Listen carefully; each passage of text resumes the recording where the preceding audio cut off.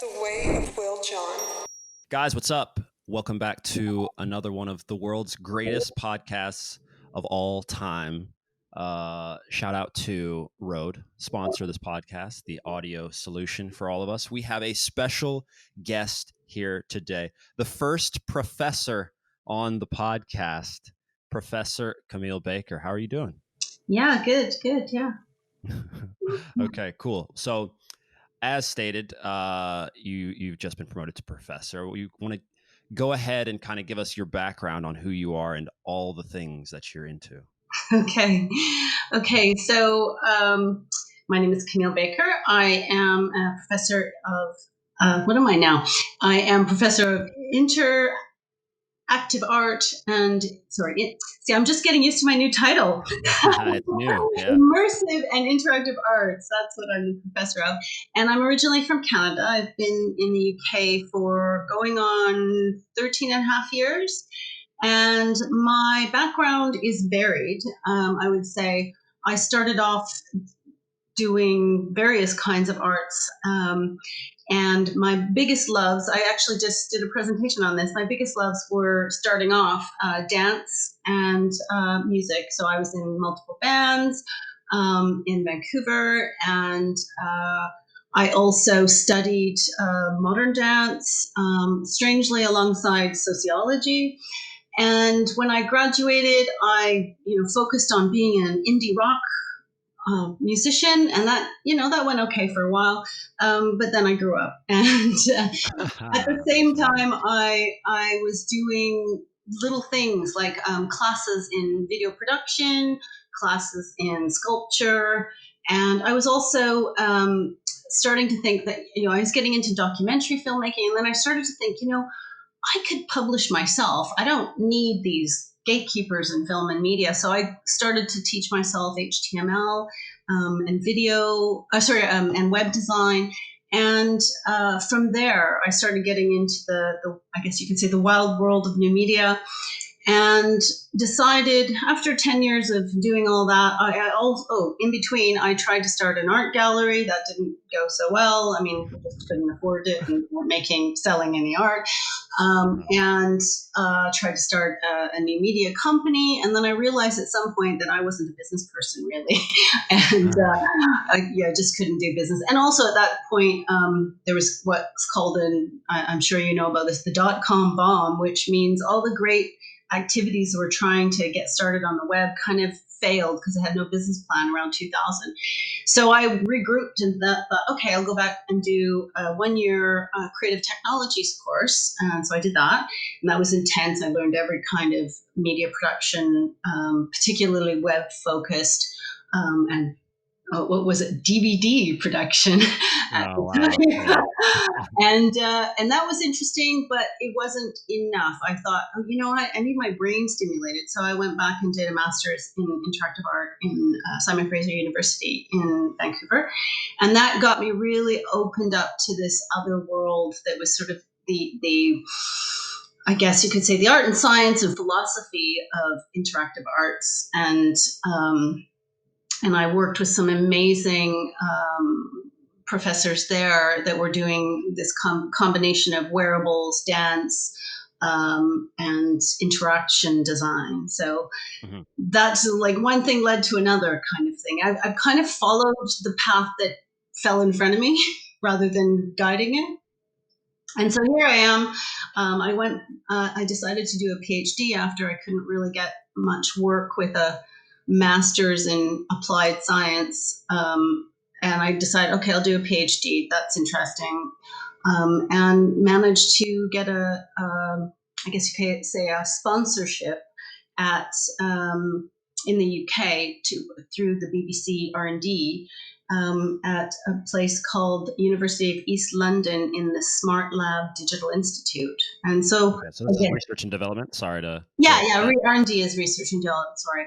Yeah. And they were interested because I was exploring wearables and physiological sensing, which is like sensors on the body to sense different... We're calling them quantified self now, but at the time it was, sensing... We're calling them what? What are we calling them? Quantified self. So, tracking your sleep, tracking your diet, tracking Yes. all those kinds of body functions. At that point, it was just physiological sensing. And so after I did my PhD, I had to figure out what to do. And so that's been what I've been doing for the last 10 years, of playing around, finding new things to do.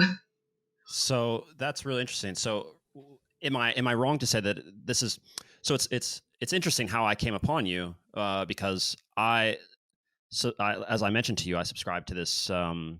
I don't know if it's a journal. I'm not even sure what it is, and to be honest, I'm not even sure how it ends up in my inbox every week. But there are these abstracts, these summaries of these research papers that are actually very interesting. So I'm happy that they come in.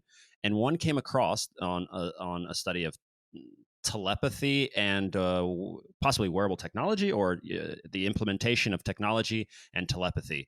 And obviously telepathy, I wouldn't even dare try to, I guess, is that essentially just the ability to communicate something from either human to human, or would it be species to species, or anything just without the use of conventional ways of talking or speaking? Or maybe we should define what telepathy is before I ask you what you found in trying to study that. Yeah. So telepathy is usually the sort of being able to transfer information through the mind over distance. But traditionally, it was also sort of a predictive thing, sort of understand you're getting some information about the future. So I mean, I studied a lot of these spiritualists from the turn of last century, and different scientists that, well, at least one in particular, scientist who's been exploring this in animals, but it's really transferring information over distance through the mind. Okay. And so obviously in it's an interesting topic, and given obviously I want to ask you the questions on what's going on with what we're doing now with the Neuralink, and what our plans are as a species to try and do that. It does seem that we're tending towards this ability now that we have the internet, which has obviously changed the way we interact. I mean, it's like one giant hive mind of human. We're always connected in some degree. Taking it to placing it in our brains, or not us not having to necessarily type on a phone outside of ourselves, I guess, is just in some sense the natural evolution of things. I don't know if natural evolution is the right way of putting that, since it's not necessarily nature. But what specifically did you study, and what did you find when trying to do that? Maybe you could just touch on that before we. So okay, because I'm coming from art, so my perspective was, how can I make a situation from a media arts perspective that both studies, or at least tries to simulate or even stimulate. At that point, I was really more trying to stimulate a telepathic situation. So what I was trying to do was, as per usual, I was trying to do too many things. But the idea is I was trying to create an installation that quieted the mind and body. And so I put people into this sort of tent, chair, lounge pod. I called it the dream pod. And I built this pod. I hooked them up to a heart rate sensor. What else? A galvanic skin response, which is like lie detector. It senses if you're sweating or you're uncomfortable. And then I did breath. Breath is a very common sense that people work with. And so what I did is I tried to create an audiovisual experience that calmed the body. And so I had a sort of a video reel of nature and beautiful images, and I had a calming audio track and light, different colors of light. I studied all these different technologies that were trying to put people in different forms of pre-REM sleep, or what they called hypnagogic, which is pre-sleep, Sure. or post-sleep even state. And so the whole goal was to create this environment that put people in this state. And from there, I had someone in another room. So I put people in this state, and I'd hook them up to all the sensors. And then I'd put people in another room and try to get them to send information to the person in the other space. And that's because a lot of the study that I'd done, it said, people are most receptive and most open in their minds when they're relaxed and they're in this hypnagogic state. And I'd had my own experiences through meditation and through I did various different kinds of techniques to put my body in different states, whether it be hypnosis or meditation. And there was another one, holotropic breath work. And so I was trying to find ways to explore that openness that our minds and bodies apparently have in that space. And I had experience when I was in bands and when I was doing other creative projects, with all the most creative stuff came to me at that state. So I thought, okay, I have experience with that. I'm going to explore that. And so I got them to send images they were looking at. So I gave a stream of images to the other person and to get them to think really carefully about this image and focus on trying to send it to the other person. Now, it wasn't a strictly scientific activity. I tried to make it as scientific as I could, but I'm coming from this idea of art and design, and I'm exploring a fairly controversial idea, because even in my school, the interaction design, the interaction and human computer interaction people were like, this isn't scientific. What is this? So I was trying to see, I guess you could say, replicate what could be considered a close to rigorous scientific experiment. But really, I was trying to explore ways to calm the body using media, and what does that do, and what comes from that. And so we could say my results were inconclusive. Some people said, yeah, I got some interesting images, because after the stream of media that I used to calm each of the participants in the pod, I shut it off and made it black. And that's when the other person was sending the images. So the idea was that they were now open and there was no external stimulus, and someone was sending them, wrong data. Yeah. But Okay. some people said they did get some images, and so I had put that all in my thesis. Some people, they did get something, and not necessarily what was being sent, but something. So it was fun. That's really, it's fun. I mean, I find it interesting, just the entire scientific communities, and it's clearly the ideas and things like this are changing, but there's a bit of a hesitation to want to study these things, and it takes people taking a chance, at least, because I don't understand necessarily the push away from studying it. I mean, it's one thing if you were out here saying, all right, everybody, all you got to do is sit in a dream pod and I can make you telepathic. That's not necessarily what's going on. It's just, let's figure out why people are doing this. Why, for instance, you've had, all of your best ideas come to you in the hypnagogic state, and why I've experienced that for sure. And we just had on physicist Tom Campbell. He's a former NASA physicist, but he's experienced all these things. Right now he's a consciousness researcher, and he's had similar things. So it's very possible that we as humans have an ability to do this.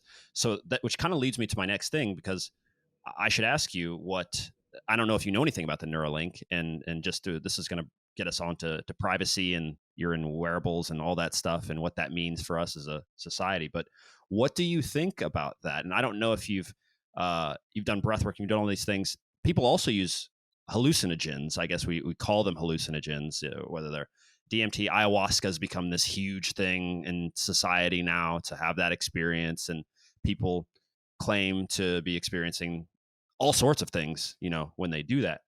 Do you feel a worry at our ability to want to mesh technology with that, or do you think that that's going to make us better? I try to be as skeptical as possible when it comes to new technologies, and still excited about things. So I don't know the specific context or I guess the word Neuralink in the sense that you're using it. I know. Oh, sorry. Do you not know Elon Musk's Neuralink? Oh yeah, okay, but I haven't studied what he's doing. Sure. Okay. Good. Okay. Yeah. But I do know about, because I've been using sensors for years. I know that there's been people exploring ways to use the mind to control things and to play games and to do all kinds of things. In fact, I go to this festival quite often called Ars Electronica, which I might mention later. And they've had, I think it was a funded EU project where every year they have a whole, 20 odd people doing something called Brain Hack, where they get them to do various different kinds of activities, from things that are scientific to things that are, like I said, playing games with their mind.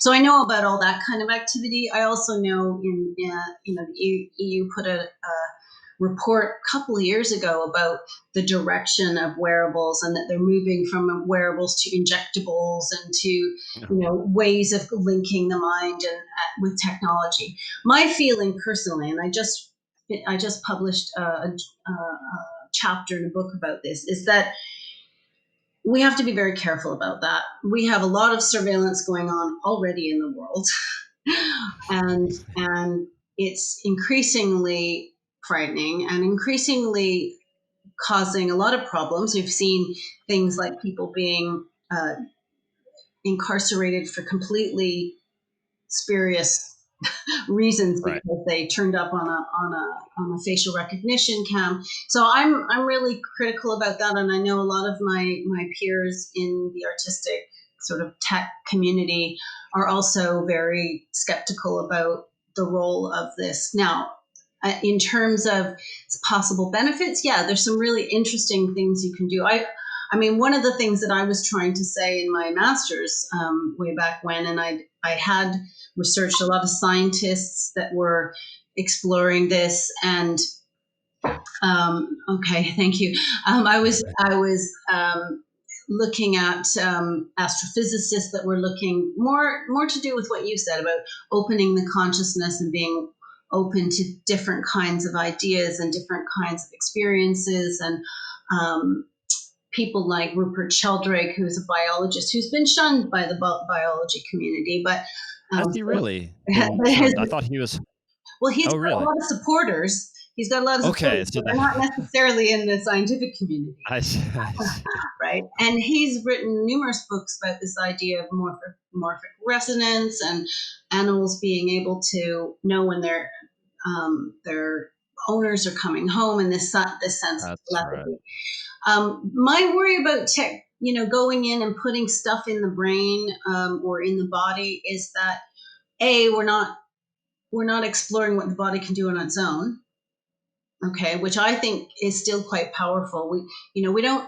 One of the things that I've always kind of been annoyed about is this sort of previous cyberpunk notion, and I guess there's still some neuroscientists out there who think this way, but we'll just transfer our brain into a vat and we'll get rid of the body, and that everything will be great. Well, actually, a lot of us like to use our body, and a lot of knowledge comes from the body, and I think a lot of the brain is all over the body, right? So that's one stance. But I also feel like if you're putting tech into the body, you're sort of overriding those natural capabilities, and you're basically saying, we're going to tap into the things that we like about the brain and the body. We're just going to override the rest. And I think that's a mistake. I think there's some amazing things about being human that we really haven't yet properly explored. And I think there's so much there.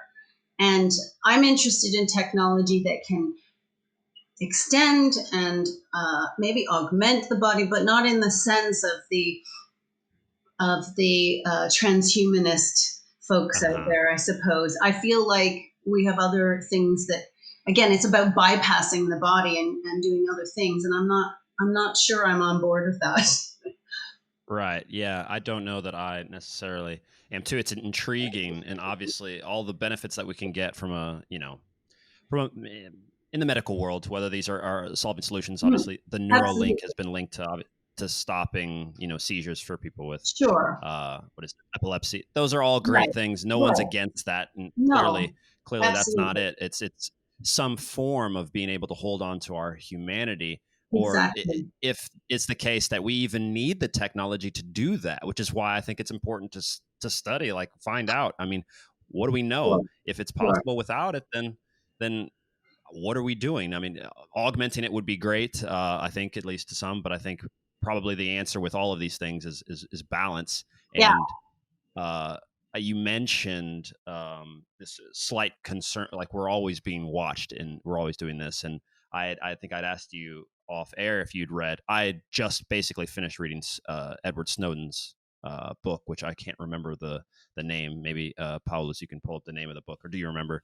No, I think it's on my shelf somewhere too. I've got a stack. Okay, yeah, and it's fascinating, but it's clearly terrifying. I mean, there's no though it makes you seem as if there's really nothing to, and that's kind of the conclusion in a sense that he draws from it.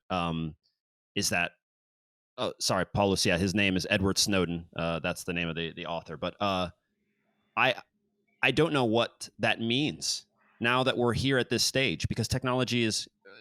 You mentioned DVDs, that you were doing DVD stuff. When I was making my first highlight video for football, I had to make the highlight video on a computer, obviously. And I think, if I'm honest, I think they were being filmed on like VCR, and then somehow it was getting transferred to this, and then I'd get it on the computer. However, I did. I don't even remember now. And then I had to get a permanent record. Is that what it's called? Is that what it's Right. called? Edward Snowden? Yes. Yeah. Okay. Yes. Permanent record. Okay. So, and I'd have to get it on DVD, and then I'd have to send it out to coaches, and then here we are now in this day and age. If I wanted to stream a game to someone else, you can do that like that. So what Yeah. does that mean after just a few Yeah, it's years? We're grown going to be exponentially. It's really true. In our lifetimes, it's gone from 0 to 100, and really quickly. And I agree, it's sometimes frightening and kind of uncontrollable. You're right. There's things that we have no control over. But what I think I know I'm interested in, I know a lot of artists are. I'm sure there's other activists, techno activists out there that are focused on this, which is not shutting some aspects of this research down, but being mindful of it and making sure there's some oversight, and making sure there's awareness of the community, and people, thinking about what's happening to them. So this idea of making sure everybody knows what's going on rather than keeping things secret, and also trying to find a way to keep governments and corporations to account. And that, for me, is the important part. So making sure, like I think a year or so ago, a lot of the roboticists and AI researchers had signed a global agreement that they were going to try to make sure that all the research was going to focus on AI for good. Now, of course, there's always going to be some rogue person who doesn't abide by that, right? But at least in the scientific community, there's an agreement that we should be building AI for good and robots for good. And I think some kind of other agreement like that should be happening in all other areas of technology development. What is the purpose? What is the outcome? What is the impact? I think that's the big thing that a lot of artists in the community that I am in are focused on. What is the outcome of these activities, and the impact, and making work? A lot of the artistic work that I see is about looking at, like, pushing forward and thinking about those issues. So then, before I go on to the other, you mentioned earlier injectables. What is an injectable? On a simplest form, we've been doing it for a long time. There have been artists, I don't know, 15, maybe 20 years ago, injecting RFID chips in hands and other parts, right? We're doing it with animals, right?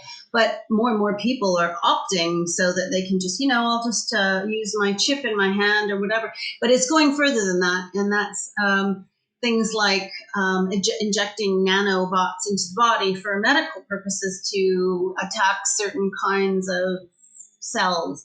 So some of it, maybe it's for good, for sure. Some of it, it's still early days, but early days can accelerate into deep development in no time, right? So, I think it's understanding what is happening, how is it happening, what's it for, and what is it doing to the body? What's the impact? And one of the authors that I quoted in my recent chapter was talking about this idea, body area network, and putting technology both on and in various parts of the body that network together and send out information. And her concern was, just another level of surveillance. And to some degree, we have that already with body trackers going to whatever. Whatever wearable company has made it, they collect the data and then they aggregate it, blah, blah, blah. And in America, I've also read numerous articles about employers using this against employees, right? You're not fit enough. So therefore, if you want to keep working here, you're going to have to do some more exercise because we are watching you. Like, to me, that's pretty freaky. No, that's insane. And I guess when you think about it, it's really... a Fitbit or something like this, or an Apple Watch that seems to, just track it has everything about you, which is that was another takeaway from this, is your phone tells everything about you. And now if you hook it up to, it's got your heart rate, and now, so it knows what you're doing while you're at these places. Apple's trying to ask about your sex life.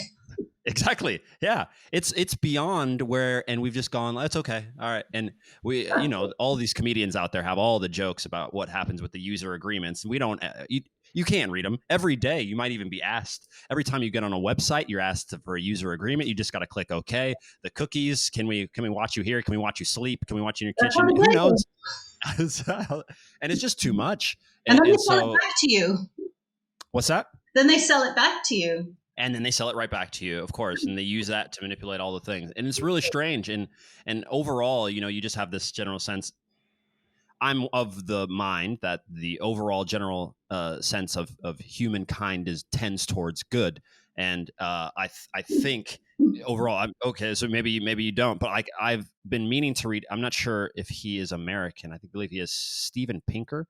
He wrote that book. Have you read that book? No, I know of him, but I know he's quite well known. Yeah, I haven't read it, and I think the conclusion he was drawing was that over this current period of time, we've clearly tended towards good, and now our society has way less poverty and all this stuff, and I guess it's hard for us to say as humans. I mean, we have such a small amount of time that we are here, and we can't weigh this against what life was like in the 1400s to say if someone could just walk up or a duels happened not too long ago, which I don't mind.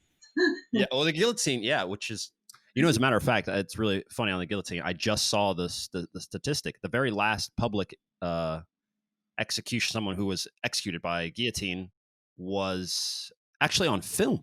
It was that recent. Yes, it was so not long ago that it was actually filmed. Wow. But in any case, because you brought up this before, I want to kind of get into Ars Electronica and what that is. But just to finish on what we were saying, when all these scientists put out this, from the AI world and the roboticists, yes, we want to study something for good. Yes, we want this to do.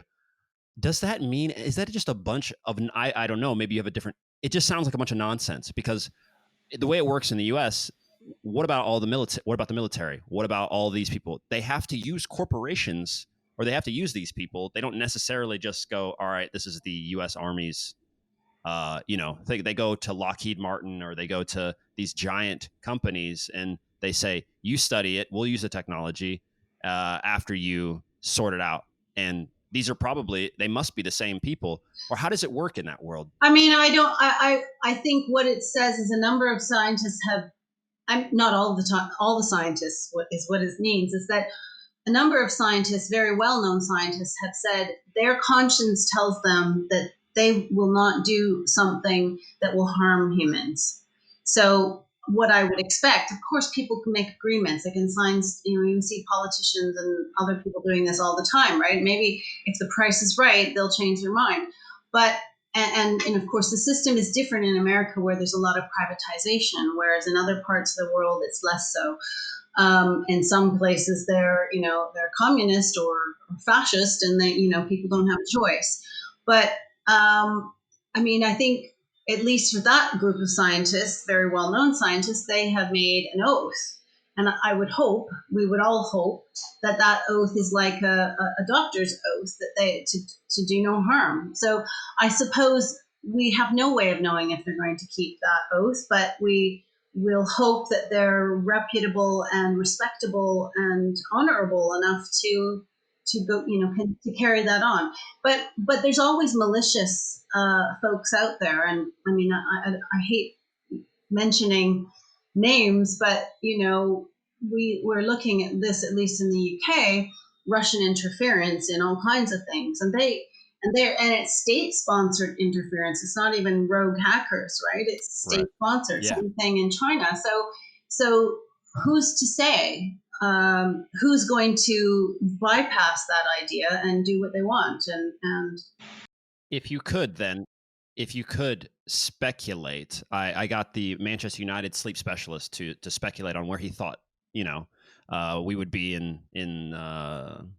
in football, in the sport of football, with technology and wearables and all those things. And he, of course, said that, he expected that they would be placing chips inside that would giving real-time data to coaches or somebody who's monitoring because apparently just already we wear these heart monitors when we play now, and already that's not enough, I guess. You need to, and he was saying that we'd be able to monitor possibly all of essentially your vital signs and literally things that you may be like, you're low in sodium right now, your magnesium, this is low. And so they could concoct something, obviously, to then give to you when you come off the field at halftime, et cetera, et cetera. If you had to speculate, and this is not in the sport world, just in general, I would put it twofold. What do you think has been done? Because there are, like you said, state-sponsored, maybe it's Russia, China, or any of these countries that don't have the rules and regulations. What do you think has been done, possibly, that could be revolutionary, that most of the world may not be doing? And then, two, what do you think we're necessarily heading towards? What is it that we're trying to create? I don't know if you can split it all. The things that I think are, in my view, are maybe not revolutionary, but hopeful, are things that I've come across in technology and been involved in as well, are people who are focusing on trying to undo some of the things that have been done, right? So some of the things they're trying to undo are like, okay, let's move away from massive amounts of pollution with technology and wearables and fashion. And let's start to think about how can we create materials. Like, I'm really excited about biofabrics, for example, making fabrics out of cultures, various kinds of organic cultures or fruits, or and there's a number of things, mushrooms. So I'm really excited about people who are trying to come up with new ways of making materials, not necessarily only for clothing, but for manufacturing, for, like plane seats, for, you name it. So I'm excited about this idea of let's make sustainable materials that are robust, but that are organic and have a potential of breaking down. And some of that's been happening over the last 2 to 4 years and accelerating. There's a lot more activity around how can we make, for example, wearables, but all kinds of items in our world, from plastics and packaging and blah, blah, blah. So could you, sorry to cut you off. I just wanted to hear, is there any way for you to make that even more specific? Like, what does that mean to the layperson? I mean, say things are going to be changing. Yeah, I mean, I could use fashion as an example because I've been connected to that. Clothing made out of banana leaf. Okay, what does that mean for me? When I go out and buy something, the banana Eventually, leaf. yeah, but what it means for you is that you pick up something that's been sustainably made, and then, okay, after, if you're finished with it, one of the problems we have in this world is fast fashion, right? Things are made very cheaply, and then they go out there in the world, they're sold very cheaply, and then they end up in the compost heap, right? And they don't break down very quickly. And they use tons and tons and tons and literally tons of water and other resources. So they're super unsustainable.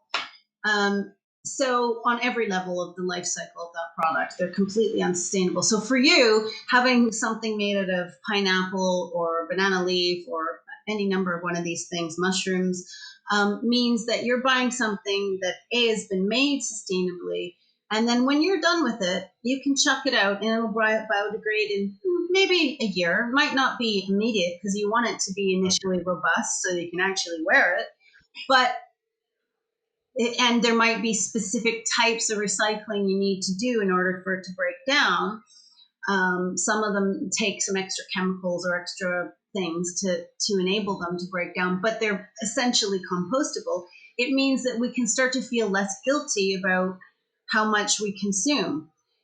So that's just an example and it is still a technology. It's not digital, it's not electronic, but it is still a technology. And on another level, having the whole life cycle of technology development being broken down and analyzed so that it can become more sustainable. That's still only happening on, small levels. And independent designers and technologists or small, as they call them in Europe, SMEs, small to medium enterprises, are exploring this. But hopefully that will ripple out over time, because our level of consumption in the world and the way things have been sold to us is just not sustainable. We can't carry on this way. Well, yeah, that's really interesting. I'm wondering if the issue there is that it's not profitable. Is this Of course, there's all those costs in the supply chain. So a project I was working on 2 years ago called Wear Sustain, I've sent you guys a link, was trying to enable, and this was funded by the European Commission, so they are looking at it, was trying to get a number of small SMEs to dive into this, to show that it can be profitable, that it can make businesses more efficient, it can make because consumers want these things. So that's about profit, right? But big companies aren't ready to do that yet. They're still very locked into their supply chains. But I think the point is that some of these things are being developed. And yes, if more companies can show that they can make money by making themselves more profitable, then eventually, and there's push and consumer demand, which is always what really pushes things over the edge, then things will change. Until we're there, of course, they'll keep doing business as usual. But what we were trying to do in this project was to show we funded 46 projects. Each of them had 50,000 euros for 6 months to change the way they do things in design, to change the way they made their products, whether they be e-textiles, which are electronic, or textiles that have some kind of metallic and conductive weave in it, or smart textiles, which are not necessarily sustainable or about electronics, but they're things like super fabrics that give you more breathing or something like that. But the whole range of different kinds of textiles and wearable technologies, they were meant to find as many parts of the life cycle of the project and the development cycle, design cycle, from sourcing materials to design to prototyping to sending out to manufacture. They were meant to find ethical and sustainable ways of doing that. And they all did to some degree. They couldn't all do everything because our system is set up in such a way to make it difficult for them to do that. Yeah. So then all these things that are trying to be created, obviously, whether that's for shirts, for et cetera, correct me if I'm wrong, but given that it's going to be hard at the beginning to obviously make it profitable, because you have to put a whole lot of research, into creating these, then do we already have a lot of the solutions for these things there? We just can't implement them on a grand, or I shouldn't say can't, but aren't willing to do them because of that. So then Ars Electronica, which maybe you should just explain what it is entirely, but this is a place where people are coming to and presenting a lot of their ideas, things that they've done, the way they've been innovative, et cetera, et cetera. Then I would imagine people are constantly putting it on display. Maybe go ahead and explain Ars Electronica before I then. So Ars Electronica is now 40 years old. It's a arts and technology festival based in Linz, Austria. It's sort of the second biggest city in Austria. And it celebrated its 40th anniversary, I think, last year, the year before that. And what they've been showcasing is artists who have been, and this, you're showing a particular part of Ars Electronica that I'm involved in this year. It's a dispersed Ars Electronica, because they usually get 8,000 people over 5 days or more than that, in their doors. This year they're putting 120 countries to make a localized online version of the festival. But it really focuses on how art and technology together create new innovations. And to me, what I've seen over the years is that some of them are purely art. Some of them are amazing innovations that definitely influence technology, like the technology industry. Some of them are speculative, meaning they're sort of not necessarily a new innovation, but they're kind of proposing possible futures. And definitely big companies have really got involved in this, from fashion to car companies. They've really gone to Ars Electronica to see different ways of innovating that they might want to implement in their own, in their own industries. Uh-huh. So this particular page you're seeing is actually mostly from the program that I'm curating this year. And so this is the UK version. I'm sure we can go to a Swedish version of this. Pretty much, like I say, 120 countries out of how many we have in the world. I don't know, it's pretty amazing. So if you went to gardens up there in the left hand, you'll see just how many countries are getting involved there. Just under festival? Oh, okay. It's okay. Yeah. So anyway, but Ars Electronica is sort of the place to go if you want to know what's happening in technology. Universities come from all around the world to show what their students are innovating in. It's an amazing festival. It's not the only one of its kind, but it's definitely one that's quite engaged with industry as well. So then, I was asking this beforehand as well. What is the most influential thing that's come out of it? And I believe you called it a Golden Nika. Is that what the winner gets, or that's? Yeah, there's an award every year called the Golden Nika, and of course there's different categories. So there's animation, there's electronic art, I don't know all the categories off the top of my head, but they've evolved over time, because there's been robotics introduced and AI, a number of different kinds of things.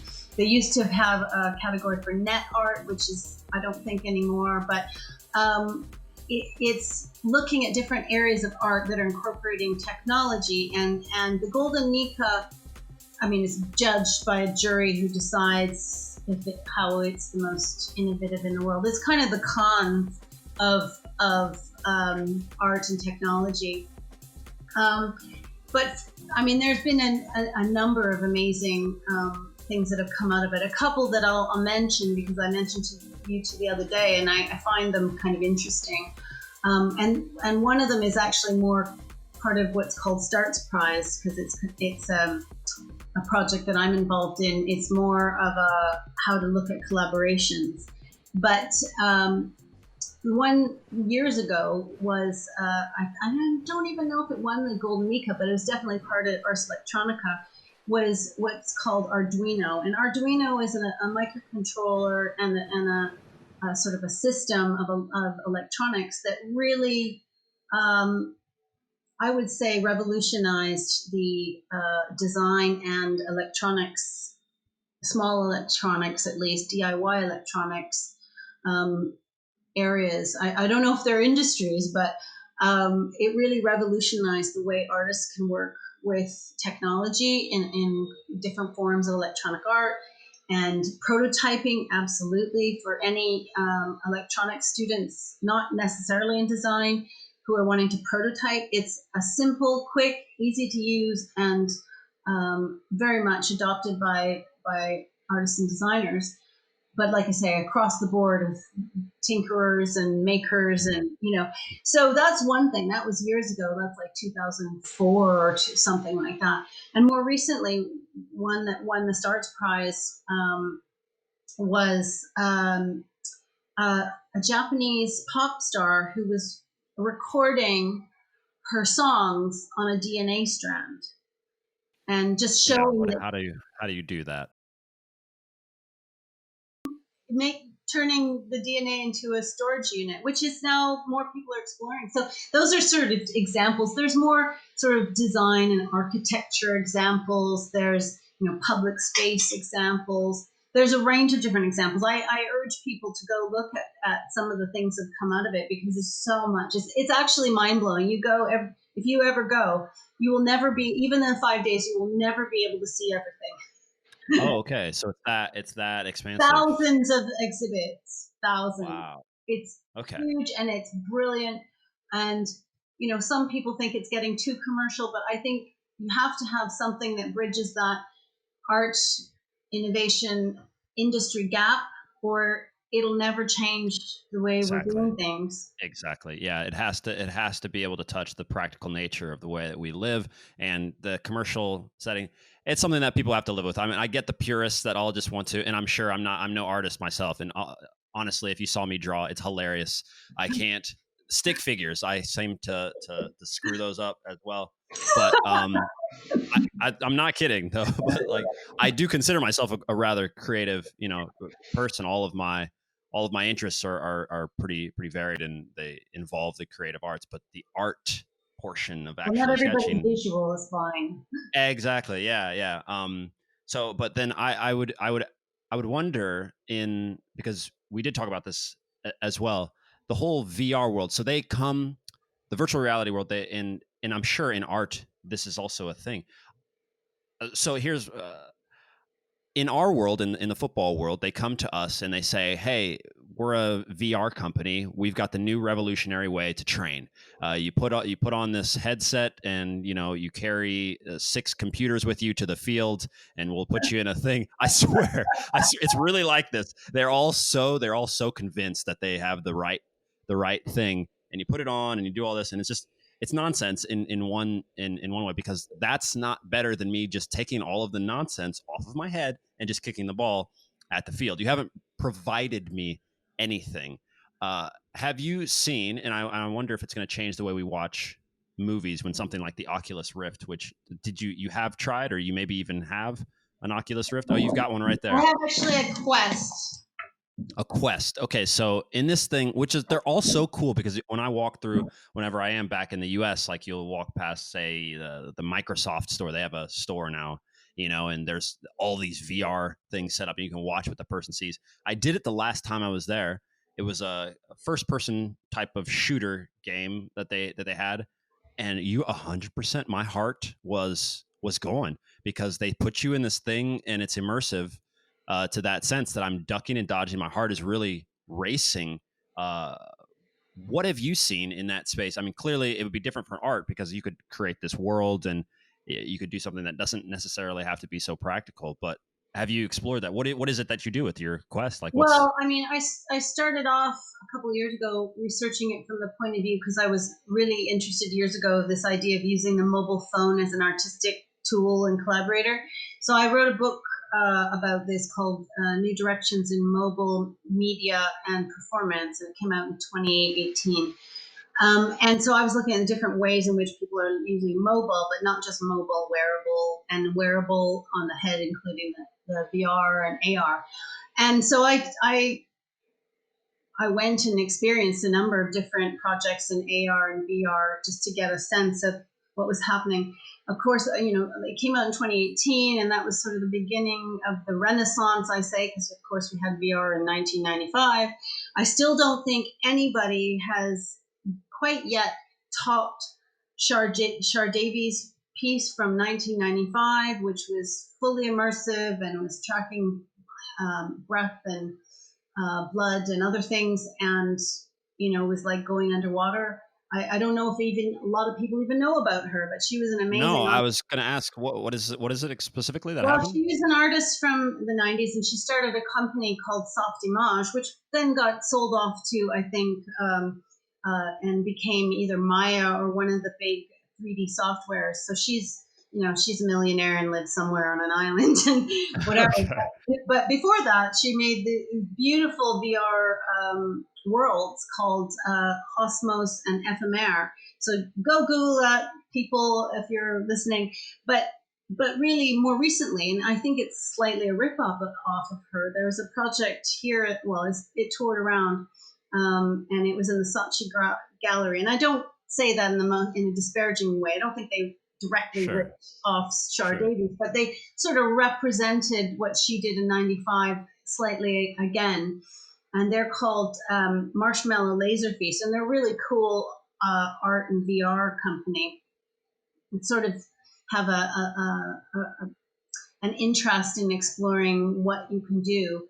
And they had a project called We Live in an Ocean of Air, and they connected to your heart, your pulse, and your breath. And what would happen is you could see other people through their breath. So you could be in there and you could see other people. You could see their pulse and your own pulse. And you interacted with the trees and the air. And that was really a beautiful experience. And yet I'm still kind of wanting more. I guess I'm one of the people I even wrote about, is that you get one experience and you want to push it. You want it to be more. You want it to be more. Another company that's done some really interesting work is a group called Dot. And of course I'm sure there's many around the world. I'm just thinking of the ones that I have access to in the UK. Dot recently did something that was very commercial, and I'm not sure it was as good as their other one. So they did a project called Somni a couple of years ago, and it was like moving through different elements of sleep and consciousness. You would have liked it. And it was part immersive theater. So it was theater, and you get brought into different rooms, but you put on headset at different places and you experience sort of alternate realities. And sort of like that idea of creating sleep consciousness and dreams. So it was really beautiful. And there was something like 5 different rooms where you put on headset and explored VR worlds. But then you also had this live interaction with actors, and you had different spaces and you were moving around. For me, the real future of VR is combining theater or performance and VR, because just being alone, hitting things in space, to me, it doesn't have a narrative enough. It's not completely engaging. And I'm interested in, not only can we see and engage with things on both a intellectual and artistic and excitement level, or fully engaged level, but also I'd like us to be able to feel it. So I'm interested in the haptic side of it. So working with a company called Valkyrie Industries, he's making a glove for VR so that you can sculpt and move and change clay and things, so you can actually feel it. But to me, it needs to even go further than that. It needs to be, I need to feel it on my body. And I'm creating a project where you're going to wear a corset. It's a project about women's health and what's happening in the reproductive system. And they'll put on a corset, go into this tent installation, and then also have a VR set, and they'll be inside their own body exploring different things and feeling it on the body. Wow. And so for me, that's where I'd like to see things going. You can feel it on your body. You can nearly smell it, and maybe Sure. we're not at taste yet, but I want to feel all of those senses and all of those emotions that I don't think VR is quite there yet. But it's going toward that. So then what do you think of AR and where they're headed with things in general? AR in some ways is progressing even faster in a larger sense. And I was a judge on an EU funding this year that was funding big companies. I can't say who, and I'm supposed to not say too much, but who are innovating in this place, in VR and AR, and for things like manufacturing and medicine, and travel, and like a range, archaeology, sport. So there's a lot of funding going into that. So they picked 10 massive projects, like they're 2 million or more per company, to develop hardware and software to do things. And AR is really the place where a lot of industry is more focused for training medical students, training people how to do something in a manufacturing setting, training people to go out in the field where there aren't proper technicians. So training is a big thing. Of course, gaming is a big thing. And AR might progress faster in a different way. They're kind of going like this, because AR, like HoloLens, is one outcome, but they're going to make them more and more like regular sunglasses, like Google Glass was trying to do. But I think people rebelled against the surveillance side of that. But AR has the potential of, overlaying. Could you define AR? Sorry, for the people who may not know. Yeah, augmented reality. It's where you're layering something that's 3D, or, usually it's 3D, but sometimes it could be other images. A lot of archaeologists are using it to put photographs on top of reality, so you can see the real world and this augmented image. So there's a lot of museums are using AR a lot to put in, historical elements over top of real situations or real spaces. So Heritage really likes it. But AR is exploding, and it's exploding in places that are not necessarily entertainment. So that's the thing to know. And on some level, maybe AR will progress more, and VR will just be another entertainment source, right? Maybe they'll just go off in those directions. It's still early days, and it's strange because VR is so old, but it's only really come into its own in the last 4 years. Again, you should go and look at the history of VR. It's super interesting. I remember as a pretty small kid going in the 90s, going to arcades, and remembering that VR was around there then, and it was super cool. And I'm sure those games, I can't even remember most of them then now, but there were a lot of quarters to play those games, but they were amazing. And that was back then. They didn't make money. Oh, they didn't make money. Was it because they were too expensive to make at that time? And okay, all right, well, that makes sense. Go look at it. It's super interesting. There was I can't remember, the VR Boy or something. One of the companies made this really bad console, and then people forgot about it because the internet exploded, right? Oh, wow. It's super interesting history. It was it could have progressed so much faster and so much earlier, and who knows where it would have been by now. But they just dropped it and went, okay, forget that. We're going to the internet. And it still quietly moved along in the background, and that's why we can do what we're doing now. But it was really Oculus that revolutionized that. Okay, perfect. And he's pulled up right here the best AR smart glasses. What are those specifically? What are these things? These are they're AR glasses. They're just funkier. I saw a guy this summer, in Barcelona at this VR residency wearing some from America. So they're a new kind of, they're not cheap, as you can see, but they make you look like you're wearing sunglasses. But they're... How much are they? They're fully AR. Yeah. Yeah, they So put. when you say, yeah, go. I was just going to say they. So essentially, you've got the glasses on. It's going to give me information on my entire surrounding here, like that. But It's like a it's a heads-up weird thing. display. Okay, so but it's going to be able to give me information such as what is useful here. Like that's a Well, woman in front of me. Well, thank you. yeah, that remains to be seen, right? Advertisers or technologists always think, oh, you can see where you can see maps or you can see restaurants. Not all of us really care about stores all the time, right? I see. Advertisers can throw stuff. Yeah. Okay, well, I'm not sure I want that. I think it still remains to be seen, right? What they're going to do with it. It always is the case, and this is still with VR as well, is that they come up with the technological solutions, and then it's up to us, artists and designers, to come up with actual uses for them. I see. And you said that for the Google Glass, you felt that people kind of rebelled against the surveillance part of Yeah, that. Do you well, think I it was mean, that, or do you think because they were also really that, if I remember right, the Google Glass made you look like RoboCop, like some sort of.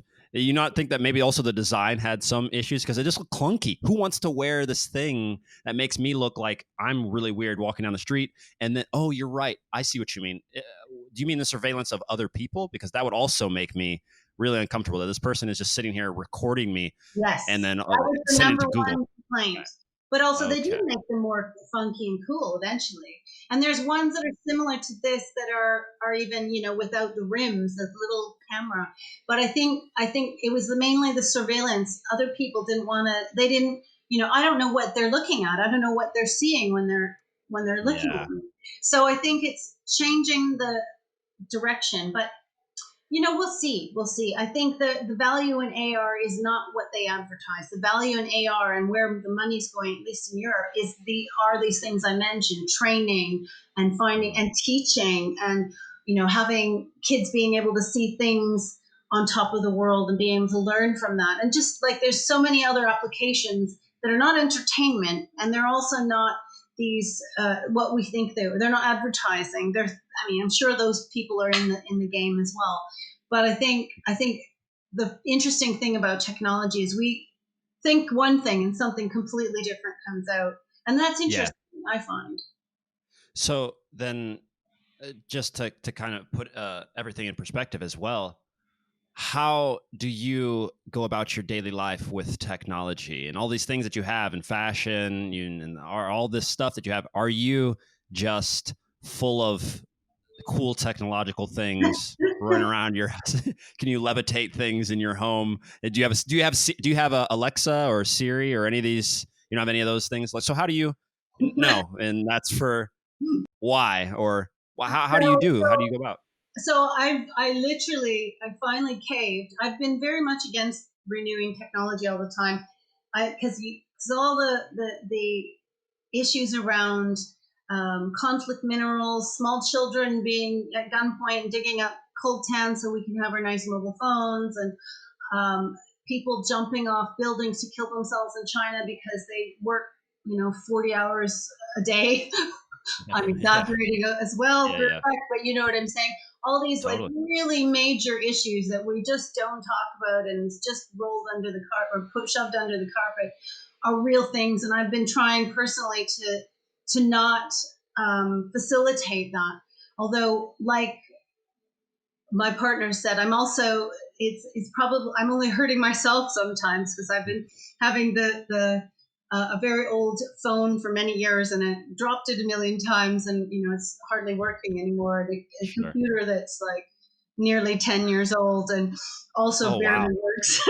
that's 10 years. 10 years of computer is like 100 years, right? Yeah. For a tech person or person in the technological field, I'm behaving the complete opposite. But you'll find a lot of people like that because it's the idea of I want to make the best use of my technology and not do fast tech like people are doing with fast fashion. I want my technology to work for me. I don't want it to be all about consume, consume, consume, consume. And also, the latest tech is doing more surveillance on us and doing, I forbid Alexa in our house. I don't use Siri and whatever it is on this new gaming PC I've just got. It's Cortana. I forbid all that because I don't want it to know my every waking breath. And so no, I don't have all the latest tech gadgets because I'm actually trying to do otherwise. But I definitely try to get my students engaged in that. My students, we try to give them as much of the latest stuff that we can, and then I can borrow that. I definitely go to a lot of conferences and go to a lot of festivals and see what people are doing. I'm kind of more kind of more interested in less the toys and more the use and more the exploration and pushing the boundaries that a lot of artists are doing.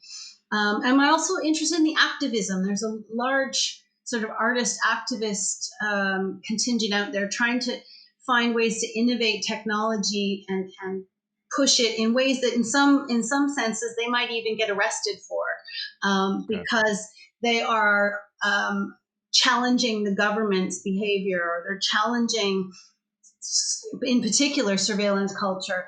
A couple of artists who I really admire strongly that I'll throw out there to people is one named Paolo Cirio, and I think Cirio is spelled Cirio. We're going to showcase him in this Ars Electronica thing that I'm doing, who's done a lot of stuff about Facebook and other social medias and data collecting activities of various social media. And another one is Julian Oliver, who's made a lot of hardware gadgets that do things like listen in on conversations. And they're both amazing artists, but they're doing work that is in between art and programming or engineering.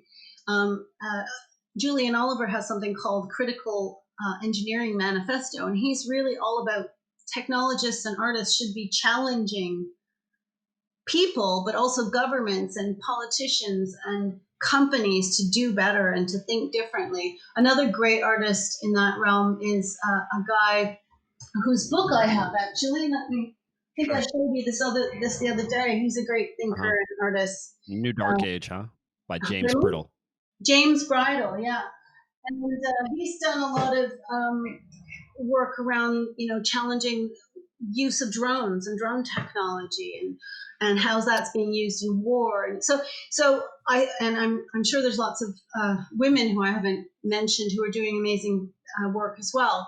But it's these kinds of things that I'm more interested in than having the latest gadgets. Yeah. Okay. Well, and have this sentiment that you have, basically kind of a bit of skepticism and a bit of detachment from incorporating it into your life, while at the same time actually studying it and finding ways to do that. I remember that I'm not sure if I read this or if I heard this somewhere, that the people within Silicon Valley, the majority of them don't have smartphones or don't use smartphones. So have you found this to be, are you strange amongst your peers, or no? So they also too have a similar sense that we need to keep this at a distance. I like this. I want to see what it can do, but they don't let it take over their lives. Yeah. And strangely, I'm seeing this in students as well. We started seeing students doing things like they're less interested in current technology because it alienates them. And a lot of students who hate Instagram because it makes them feel bad about themselves. So they take weekend breaks from social media, or they want to investigate old technology. So they can do everything on their phone, but they want to learn how to use film, or they want to make old photography. And I find that really heartening and really interesting. It's like a rebellion. And we call this, now I'm forgetting my terminology. I'll come back to it. But there's this idea of post technology. It's not called that, but the idea that a lot of people, and young people as well, in particular maybe, but people in my peer group are thinking about ways to take breaks, holidays from technology, or be really critical of it and think about when is it useful to me and useful to society, and when can I just kind of step back from it. Distance. Right. Yeah. I think a mindful approach to these is what's done it. Me speaking personally, there is absolutely, and it's really funny because when I was 14 or so, they wrote in the paper, maybe slightly older than that. They wrote in the paper, they'd asked my girlfriend at the time what I was like off the field. And maybe I was 16, something like this. And And they quoted her in this feature because it was about soccer. I had scored some goals, some something like this, and they quoted her as saying he's really weird. He goes to movies by himself, and he calls his issue "only child syndrome," because, and that's how I'd always referred to it. But as it stands now, we have a company that's full of we're on every single platform, and we use it obviously it is for entertainment, but the majority are at our core, we use it to teach, and we try to transcend the sport of soccer in the sense that we don't just tell you how to kick. We also show you why you're learning how to do this is going to, the approach you take to learning is going to extend and proliferate out into your life. The approach you take in sports and et cetera, et cetera, et cetera. There is absolutely no way that I would be on any social media. This is just me speaking, and I know it sounds antiquated for sure. I would not have any social media if it wasn't for the fact of running the company and allowing. It's a great tool in order to reach so many. We've reached millions, obviously. We're approaching the 100 million, mark of views and stuff like that. I wouldn't have it, and it's just me. I know my nature, and I use it as a tool, and I don't mean the the Instagram. I get it, not wanting to do. I don't necessarily have that same nature. So what I did for Facebook is because Facebook Messenger is a good place for me to keep in touch with people from outside. But whenever you might want to use Facebook, you have to log in. And if you ever catch yourself scrolling through the nonsense of my friend eating spaghetti and the other one that's jumping off a pool and stuff like that, I realized that's not what I wanted to be looking at. So what I did in order to combat that was actually just they allow you to choose favorites. And so I chose my favorites. I put the soccer highlights up there, and I put Bruce Lee. So at least get some philosophy and stuff like that. So at least when I started to scroll, what would happen initially was I would scroll through soccer and then Bruce Lee. And once that got done, and then I'd see my good friend Scott drinking a beer, I'd know, oh, I'm not supposed to be doing this. I need to be conscious. So I can imagine students, wanting to take that route. Yeah. But in any case, we're just about done here. I would want to say, is there anything else you'd want to point out? You've got so much going on. We'll put links and stuff to everything, but is there anything else you want to shout out here at the end? Oh, I don't know. Yeah, I guess my thought is people embrace technology, but always be aware of the dangers of it. Look at some of the amazing works that people have done out there. Because I'm in arts and technology, I will say check out Ars Electronica and see some cool things that are going on there. Some of them will blow your mind. And I mean, there's some other cool things that I like to watch that also sometimes blow my mind that aren't necessarily art. In the UK, there's a show called BBC Click, and they've always got really interesting things on there about technology. Not as skeptical as I am, but I guess that would be my leaving note, is that there's some beauty out there. Technology can enable us, but don't take it wholesale. Question it. Yeah. Okay. Well, then, yeah. Guys, we will throw up links to almost everything that I'm sure Paulus here has got a nice giant list of stuff that we talked about. And obviously, if you're just listening to this, go check out the 11th Commandment so you can actually see everything that we're talking about. I would definitely recommend it, especially for this podcast, because all the stuff that we said, there's a lot of visual stuff that you guys are going to want to check out and see. But Professor Baker, thank you for being here. Take care. All right. We'll see you guys later.